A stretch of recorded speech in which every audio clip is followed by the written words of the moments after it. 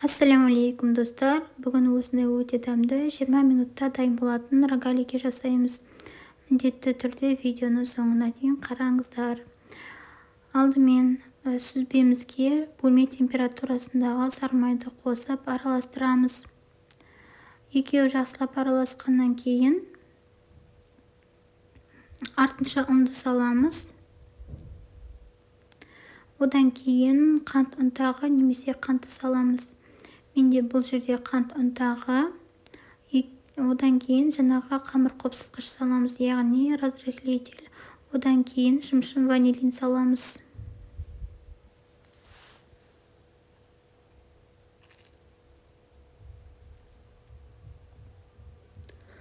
Тағы да жақсылап араластырып, қолмен қамыр илейміз.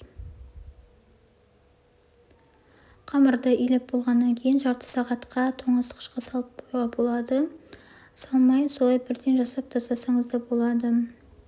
Мен қамырды екіге бөліп алдым, солай жаюға ыңғайлы болады. Қамырды өте жұмсақ, өте жұқа немесе өте бір қалың қылып жаймаймыз, орташа қалыңдықта жаямыз. Өзіміздің қалаған жаңағы үшбұрышты қылып, қалаған жаңағы өлшемде кесіп аламыз. Болашақ рогаликаларымыз соның жаңағы өлшемі осы үшбұрыштыға байланысты болады. Менің рогаликаларым ондай кішкентай емес, ондай үлкен емес болып шықты. Сондықтан мен үшбұрыштарды кішкентайлау қылдым, яғни жіңішке қылып кестім. Ортасына қалаған джем, шоколад, вареная сгущенка, не қалайсыз, соның бәрін салуға болады.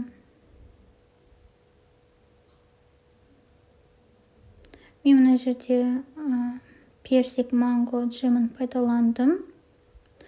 Салмасаңыздар да болады тіпті. Немесе біреуін джем қылып, біреуін шоколад қылсаңыздар да болады. Немесе қалғандарын вареная сгущенка салсаңыздар да болады, өз еріктеріңізде. Осындай формаға келтіріп, орап аламыз.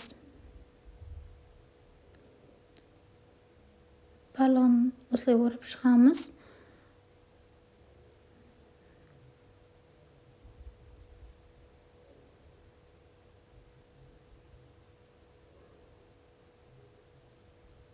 Енді үстіне жұмыртқаның сарысын жағамыз, барлығына жететіндей қылып жағып шығамыз да 200 градуста 20 минут пісіріп аламыз.